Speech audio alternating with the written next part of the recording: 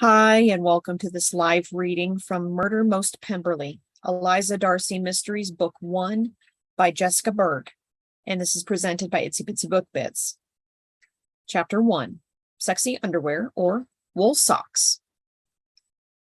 I know not what to think of Pemberley. As a visitor, I knew my place. As its mistress, I find myself quite out to sea. The housekeeper, although kind, seems wary of me. I am content to deal with a mistrusting servant as I get to enjoy the perks of this grand estate. My Darcy. Lizzie Bennet Darcy, Pemberley, 1811. Sexy underwear or granny panties and wool socks? Who am I kidding? Eliza Darcy shoved wool socks next to her Agatha Christie novels. The last time she'd needed fancy undies, well, she glared at the tags dangling from the lacy material. The Murder of Roger Ackroyd. Belle Knightley, Eliza's best friend, snagged the book from the top of the pile. First of all, why are you packing books? Secondly, isn't summer in South Dakota also summer in England? She plucked the socks out of the suitcase. And who is this Roger character? And if he dies, why should I care about him anyway? Eliza snatched the book from Belle's perfectly manicured clutches.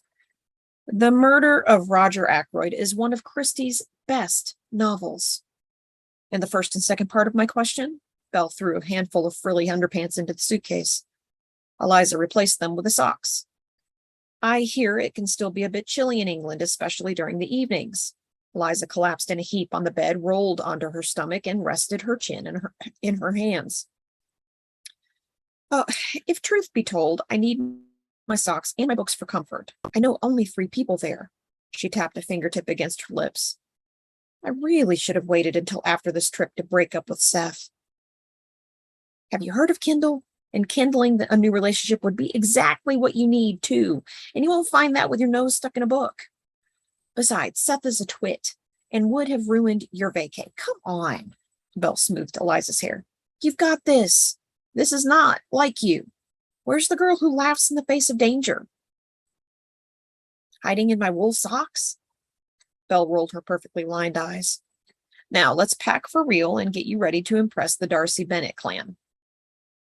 Eliza peeled herself off her flower-sprigged comforter. No wool socks? No. Belle plopped the lace material back in. And it never hurts to be prepared. Eliza pulled her beloved books from her suitcase. It was silly to take them, given the surcharge on overweight baggage, but the crinkled pages and cracked spines were her comfort. She'd lost herself in those books, and maybe her ex-boyfriend Seth was right about her weird obsession with them. Even though his objection to them was because he was a male chauvinist pig who pouted when she didn't dote on him. No, that was unfair to pigs everywhere. Although maybe she was a nutcase like he'd called her once. He was probably intimidated by her wit, something she'd had to deaden or else listen to him whine. She'd itched to hone it, but fear, a new concept, kept her sharp tongue as dull as a butter knife. What better time to start a new chapter? She placed the books reverently on her dresser. New chapter? She was about to launch a whole new book. England and a family she'd never met awaited her. Maybe, just maybe, she would have a chance to let her inner Hercule Poirot or Miss Marple run free. Or maybe she'd sit and drink tea and eat crumpets all day. You should ban your cat from the closet. There's more cat hair than clothes.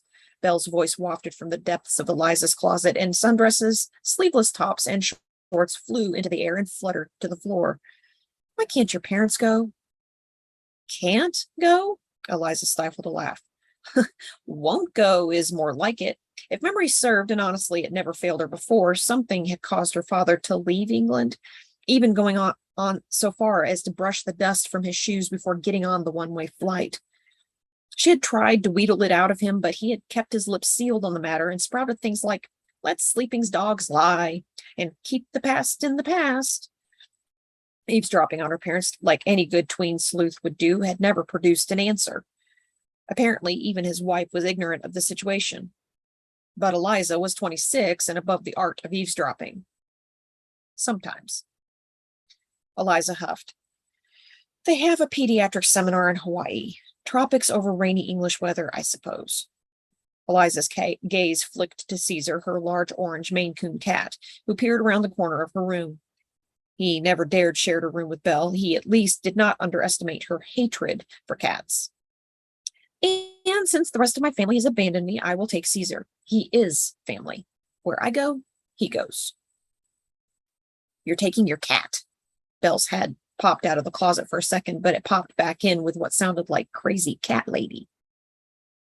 Yes, you can take my books from me, but you can't take Caesar away. He's looking forward to the trip. A grunt emanated from the closet. Did you know you have a cute pair of wedges in here?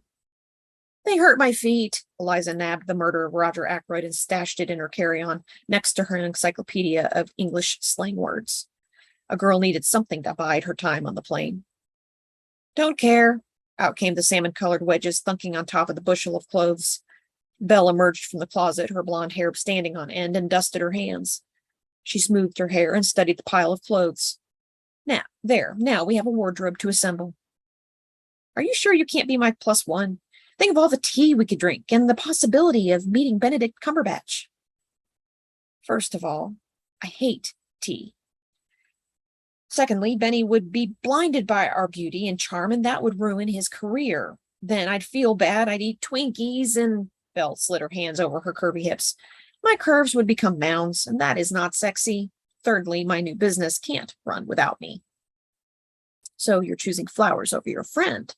Eliza blew her hair out of her eyes. One day she would chop it all off, but too many people had complimented her black curls for her to take the plunge. Belle took one look at Eliza and embraced her. It's going to be okay. I'll make sure you have all the right outfits. She spun Eliza in a circle. And you, my friend, are a fashionista's perfect model. Tall, slender, and no chest? That I can't help you with. Now go gather all your toiletries and stuff. Belle dug out tags and tiny safety pins from her purse. Remember, this is why you called me over. You'll be ready in no time. No time took 3 hours, complete with packing and unpacking suitcases 5 times. Eliza hugged her friend goodbye, shut the door, and leaned back against the smooth wood. Well, Caesar, that was fun. Caesar blinked his multicolored eyes and stretched out his 6-toed paw and licked it. Eliza grabbed the gold-embossed calligraphy scripted invitation from the fridge. How does it feel being my +1? She scratched between Caesar's ears. I'm sure you'll be much better company than Seth would have. She swooped her cat into her arms and spun into the living room. Watch out, England. Here we come. Caesar hissed. Keep that up and I won't take you. You'll be stuck with Aunt Ethel. And we both know what happened the last time. She released Caesar, who saluted her with his tail and sashayed from the living room. Drama queen, she taunted as the last of the orange fur rounded the corner. She grabbed a pair of antique vases off the mantel, then wilted into her chaise lounge. The vases were gaudy little things, but she loved them. 3 pink English roses stood out from the gilded vases. 2 ornate handles, painted in gold as well, gave the impression that the vases had arms. They had belonged to her great 5 times over grandma, Elizabeth Darcy, a woman with whom she shared not only a name, but also, according to family legend, a personality. And the fact that the vases were sent on her 21st birthday from a nameless relative had her tingling with anticipation. She fingered the emerald brocade fabric of the chaise and wished one more than anything that she could travel back in time. The present, though, offered more mystery. She planned to find out exactly what had made her father run from his home more than 25 years ago. And maybe she would visit the Agatha Christie gallery in Torquay, wherever that was. We should have come 2 hours earlier. Eliza rolled the suitcase weighing exactly 50 pounds, jostling for position in the Monday morning Minneapolis-St. Paul International Airport ticket line. Eliza and Belle had spent the night in a hotel, noshing on Chinese takeout and making a list of things Eliza had to do. She had secretly crossed off making the guards at Buckingham Palace laugh. Only tourists did that. You'll be fine. Belle scooted the strap of Eliza's carry-on on her shoulder and gave the pink bedazzled carrying case a jiggle when Caesar protested his mesh prison. Oh, hush, cat. It's not my fault your Aunt Ethel thinks you're a girl. Belle peered at Eliza. Are you sure you want to take the cat? The cat has a name. Maybe that's why he doesn't like you. Eliza grinned and moved in line, tripped on thin air, and rammed into the back of the person in front of her. Oh my gosh, I am sorry.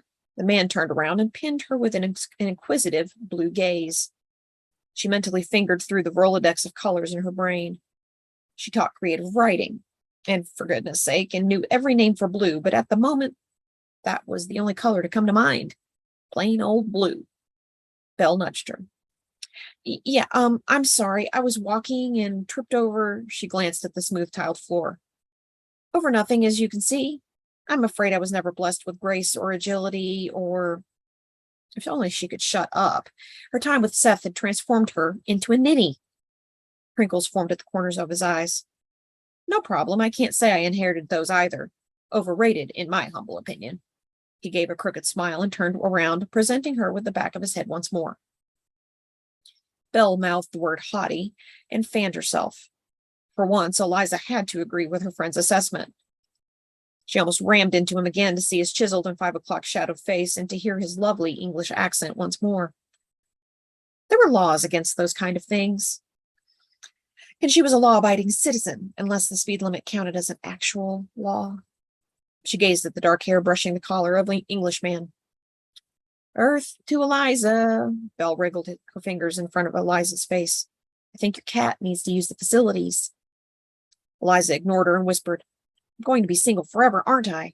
I'm going to be an English teacher spinster. Oh, gosh, I'm the cat lady. Calm down. We'll go on a double date when you get back. Me and Greg and you and... See, you will marry and have a dozen children. That's fine, though. I'll grow to be an old maid and teach all your children how to diagram a sentence and conjugate verbs. That sounds dirty. Wait till I tell them to put their dangling participles back in their sentences. Belle snorted. Good grief. Sometimes I wonder why I associate with someone who knows a dangling participle is a real thing. The blue-eyed stranger glanced at Eliza, a tiny smile touching his lips as he left the ticket counter. Who knows? Belle whispered as Eliza placed her information on the counter. Maybe you'll meet in London. He is English. Eliza rolled her eyes. Yeah, right. I think it's safe to say I will never see him again. Last boarding call for Delta Airlines Flight 3524 to London. The speaker voice clicked in and out, but Eliza got the message loud and clear and hoofed it through the airport to her gate. She had lost time in the duty-free shop and underestimated the distance between her shopping pleasure and her gate. Caesar lay prone on the floor of his carrier, small mewling noises squeaking from his body. Hang in there, buddy. She sprinted over the jetway and nearly fell onto the plane. I'm sorry, she gasped to the airline attendant, who directed her toward her seat with an admonition about moving as quickly as possible. She sidestepped down the aisle, a long trek of shame, and tried not to pelt people with her purse. She shoved her carry-on onto the overhead compartment and plopped into her seat before settling Caesar's cat carrier between her feet. That was a close. She stared open-mouthed at her seatmate. It was him, Englishman. Hello again. A smile crinkled the edges of his eyes. He glanced at the kitty carrier and growling cat. We have a world traveler on our hands, I see. Eliza swallowed. Twice. Yes, this is Caesar. I'm afraid he's not used to flying or other people or the outdoors for that matter. The vet said I should sedate him, but I thought he might want to enjoy the experience. Goodness, she sounded like an idiot. If humans had batteries, she would need to dig hers out and reboot. Not for the first time did she wish Seth a lifetime curse of scurvy. The man's smile grew bigger, and he leaned down and talked through the mesh. Caesar, it's a pleasure to meet you. My name is Heath. His eyes met Eliza's. And your name? Eliza. Nice to meet you. He flashed her a crooked grin and gave the flight attendant his full attention when the safety procedures were demonstrated. Who does that? Desperate to hear his accent again, she searched for something witty to say, but only a jumble of nonsense came to mind. She didn't want him to think she was one of those annoying passengers who would jibber-jabber on about nothing for the entire flight. Instead, she placed her chin in her hands and studied Heath's perfect profile through her peripheral vision. Caesar peered at her from his kitty carrier, his eyes narrowing to tiny slits. Eliza hissed, Oh, quit judging me. I can already tell you're going to be a nuisance the entire trip. You talk to your pets too? No, she vowed to ignore Caesar the whole trip. He chuckled, a lovely rumbling sound. Don't worry, I talked to mine as well. The St. Bernard would not fit in. He glanced at the pink rhinestone encrusted cat carrier. One of those, so I must travel solo. Are you going home? Yes, visiting some old mates. I'm told it will be great. Apparently there's someone I just have to meet. His fingers hooked air quotes. I was also promised we'll have a bright laugh. Or so I'm told. Probably end up being a damp squib. Eliza pretended to understand the perfectly good English coming from his well-formed lips and steered the direction into smoother waters. What do you do? I'm a professor of archaeology. A soft smile curved his lips. Just like, don't say it. Not at all like Indiana Jones, although I do hate snakes. My main work is in ancient Anglo-Saxon artifacts. Eliza's inner English teacher felt a little bit in love.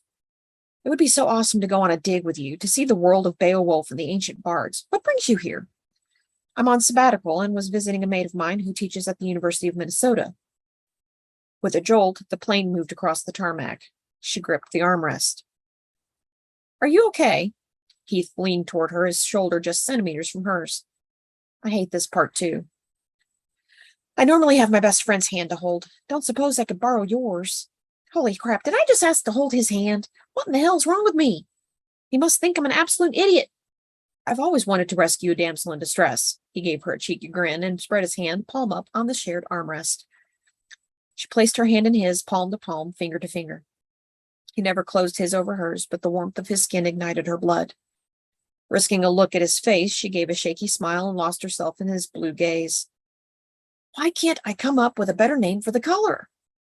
It didn't matter. His eyes were not at her, but into her. Breaking the gaze, she looked out the window and said goodbye to the solid, steady ground as the plane jetted down the runway and into thin air. Hopefully not too thin. Anything thinner than pea soup didn't seem logical to keep a behemoth contraption in flight. Upon reaching ear equilibrium and no longer having the need to work her face into weird, unflattering positions to get her ears to pop, she grabbed for her purse and paused, knowing once she broke the skin-to-skin connection with Heath, she wouldn't get it back. But any further skin-to-skin time, and he might call an airline attendant to toss her out. Eliza broke contact. Sorry about commandeering your hand. My mom always told me to be a useful little gentleman. This is me finally fulfilling her wish. Glad I could help make her dream come true. She tucked her hand in her lap. I think I'll read for a while.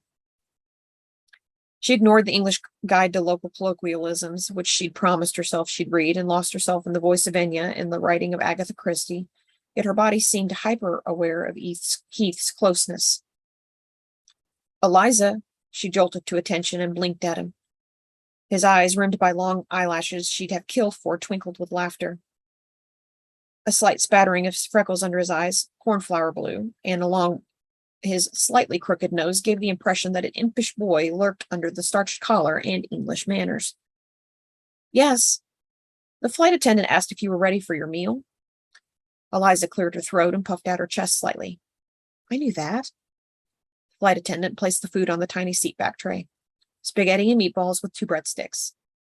Eliza snuck a peek at her English neighbor as she settled her napkin on her lap. Trying to decide if I'm an ex-con or something? She choked on her sip of water. No, well, she blushed. To be honest, I did learn some karate moves in case I meet some unsavory people. Let me guess. Karate Kid.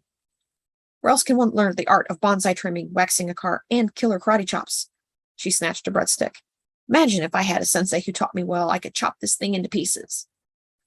Chuckling, Heath plucked it from her grasp and, holding the 2 sides between his fingers, leaned closer. I dare you. Teach this breadstick a lesson it won't soon forget. Here? Nobody's looking, and the breadstick won't complain too much. After taking one last glance around her, she eyed the breadstick, raised her hand, and brought it down with precision. The seatback tray rattled, her fork went flying, and a meatball rolled to the floor across the aisle. 20 heads swiveled in her direction. There, on the tray, lay the breadstick, whole and unscathed, if not a little squished in the middle. Big fly, Heath announced to the rapt audience. Huge. She got it, though. A fly? Eliza's face burned. You told me you were an adept ninja with skills to assassinate breadsticks. Load of codswallop. It was the best I could come up with at the moment. A giggle formed at the back of her throat. She sipped some water and nothing would dislodge it. The giggle burst out into the napkin she held tightly to her mouth. You are an absolute delight. I've had many transatlantic trips, but this one by far has been the most enjoyable. She bit her bottom lip between her teeth. What else do you take delight in? She was flirting. Finally. It must be the air pressure resettling her sethified idiocy. About damn time. She met Heath's eyes. My flirting skills are as adept as my ninja ones. He pilfered the non-squished breadstick and took a bite. Let's say I take enjoyment in little things, like uncovering an artifact that hasn't been seen the light of day in thousands of years, making students' eyes glaze over in a lecture, or seeing a pang woman who can't even kill a breadstick. Her heart vibrated in her chest. She rested her elbow on the armrest and leaned closer to him. But that poor thing was innocent. I maimed it. He glanced at the injured breadstick still lying prone in the middle of the tray. It is your job as a merciful assassin to get it out of its misery. What happens if I need assistance? Who do I call? I suppose I could be your sidekick. You'd look better in the cape anyway. He jotted his number on a slip of paper and pressed it into her hand. I don't know. You could make spandex look good. She tucked the paper in her pocket. Tried it once. Children's theater. It looked ridiculous. He shuddered. Couldn't get the bloody things off. 2 of my mates had to pry me out of them. I'll leave the trousers to you. During the rest of the meal, war stories about spandex morphed into chatter about her teaching job, students whose names she would no longer consider for her future children, her cat, and the weather, apparently a favorite English topic. After the trays were taken and the runaway meatball found, Eliza gathered her book once again, plugged in her earbuds so Chewy Chewerton in the row behind her didn't get a smack to his gum-chewing face, and read. And fell asleep. A cocoon. She snuggled in deeper, hard yet comfortable. It was pliable yet firm. Her cocoon smelled like cinnamon and Irish Spring soap.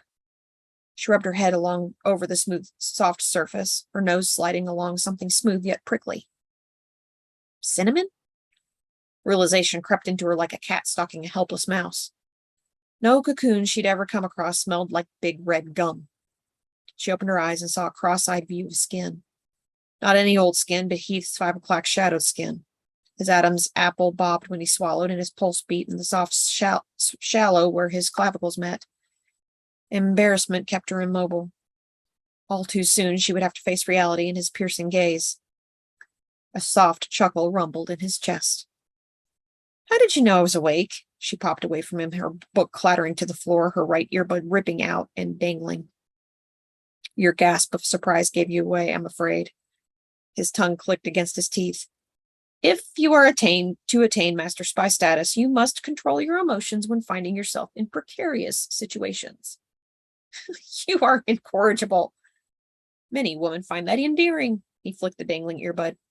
Do you? No. At his cocked eyebrow, she stammered on.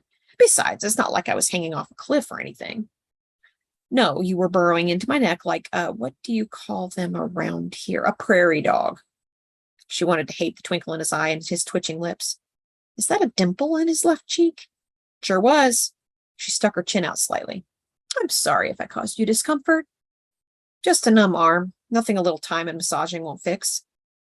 With a growl, she plunked her earbud back and snatched her book from the floor, turned to a random page, and pretended to read until the airplane tires squealed against the London Heathrow Airport tarmac at 4 p.m. Feeling dawn of the dead-ish, Eliza wished for a shower, a fresh set of clothes, a good toothbrushing, and a bed. Heath looked none the worse for wear and seemed to beam with a rosy glow. Men. An exasperated sigh escaped before she could squash it.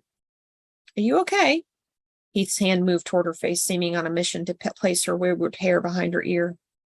Her ear tingled in anticipation. Mission aborted, he plopped his hand back in his lap. You look ready to escape out the window. Wouldn't fit. She'd already calculated the measurements. You'll feel much better once you get to your hotel room. Promise. As the row before them filed out, she gathered her cat, who was in a constant state of growling, and bumped her way to the front and out of the plane. The jetway shivered as people plodded into the airport. Seeing her hotel room as the carrot dangling at the end of a long stick, she endured customs, lived through a near mosh pit at the baggage claim, and withstood the rain as she and Heath waited for a taxi. Welcome to England. Heath placed his body in front of her as a protective barrier from people brushing past them, some apologetic, some brusquely businesslike in their shoving and displaying elbow dominance. I swear, if one more elbow touches me, I'm going to show these people how straightforward Americans can be. Not all mouth and no trousers, I see, he grinned. You are a dangerous opponent. They wouldn't stand a chance. Budge up, the stranger growled from behind Eliza, and an elbow connected with her back, sending her sprawling into Heath's arms. His face was dangerously close to hers. He smelled of cinnamon. She wanted to punch Mr. Rude Elbow, but had more important and delicious options. All she had to do was move an inch, and her lips would be satisfied, but before she could make a move, Heath drew back and glared at the man behind her. Hey, no need to be so pushy. Heath planted himself between Eliza and Elbows. You owe this lady an apology. Mr. Rude Elbows lifted his hands in surrender. Didn't mean no harm, really, just cack-handed is all. He mumbled an apology and pulled his raincoat tighter around him. A taxi pulled to the curb. Heath put her luggage in the trunk, or boot, as he called it, and settled Caesar into the back seat. May I text you? She nodded, and her stomach twirled. I might need your number, don't you think? His eyes glittered with laughter. Jet lag? All the other options reeked of desperation. She wanted to spend more time with him. She wanted to kiss him. She was glad she had packed those frilly pieces of lace. She gave him her number and willed time to stop. He bowed over her hand and kissed it. Goodbye, Eliza. I look forward to when fate joins us again for our next adventure. Before she could assemble a coherent sentence, he walked away, disappearing into the crowd.